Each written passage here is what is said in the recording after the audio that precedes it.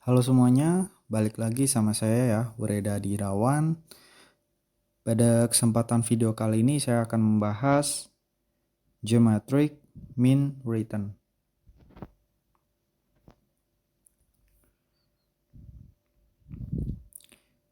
Geometric Mean Return ini merupakan pengembalian rata-rata yang mencerminkan seberapa besar pertumbuhan majemuk selama periode tertentu. Geometric Mean Return ini juga dapat memberikan gambaran kinerja investasi yang lebih akurat dibandingkan dengan rata-rata aritmatika atau rata-rata yang biasa kita pakai ya.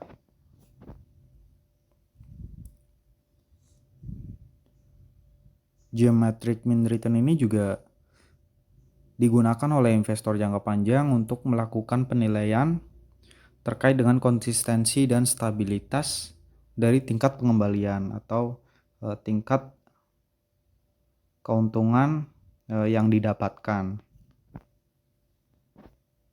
Oke, kita masuk ke rumus.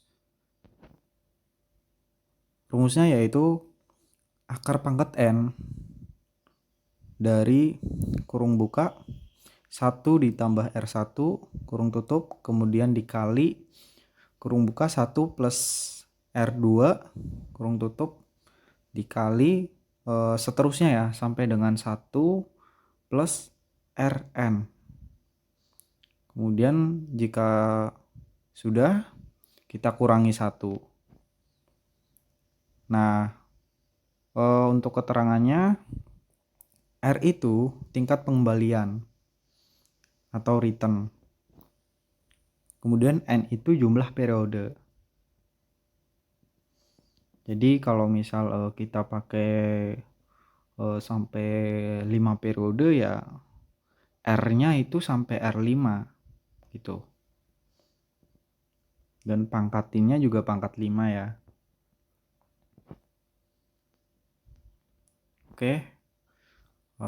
Kita masuk ke contoh perhitungan. Oke, saya tampilkan tabelnya dari tahun 2019 sampai tahun 2022. Laba bersihnya saya tampilkan beserta growth-nya. Itu pada tahun 2020 pertumbuhannya berapa? 21, kemudian 22.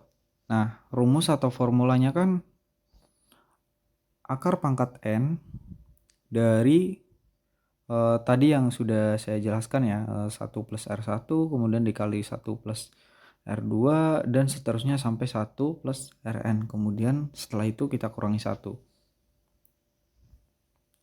Nah, kita masukkan angkanya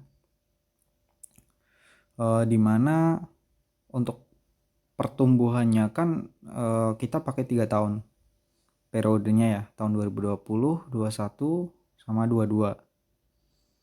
Jadi angka N-nya itu kita ganti 3 karena 3 periode yang akan kita hitung. Kemudian kita masukkan rumus R1-nya. R1-nya ya tahun 2020 yaitu 16,67%. Kemudian R2-nya juga kita masukin 23,81% dan R3 atau Rn ya yang dimaksud itu 65,38%. Kita hitung setelah itu baru kita kurangi 1. Nah, kurangi 1 hasilnya 33,7%. Jadi ini merupakan angka geometric mean return yang dihasilkan.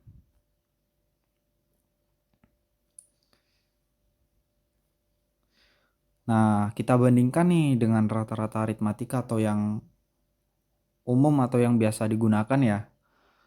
Itu kan 16,67% ditambah 23,81% ditambah 65,38%. Kita jumlahkan semuanya menghasilkan angka 105,86%.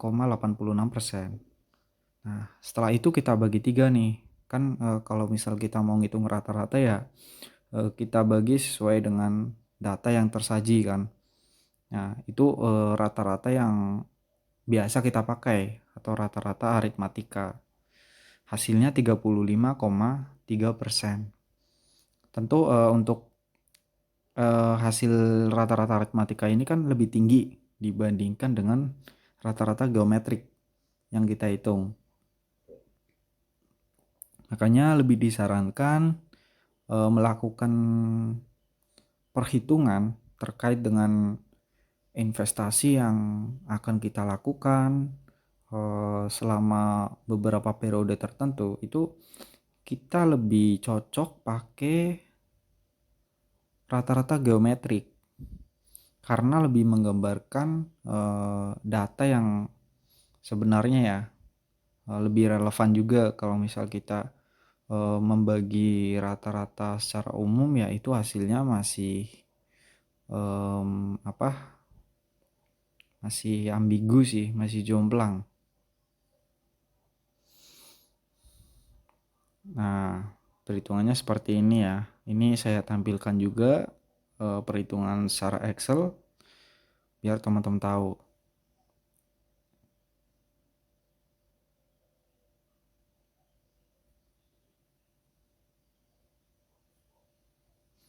Kesimpulan, rata-rata geometrik ini hasilnya lebih rendah dibandingkan dengan rata-rata aritmatika.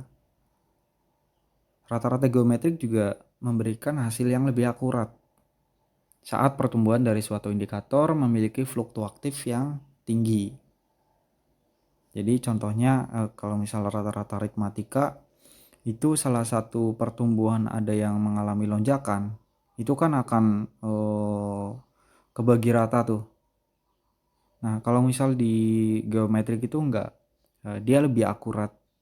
Jadi lebih bisa menggambarkan terkait dengan pertumbuhan yang sebenarnya.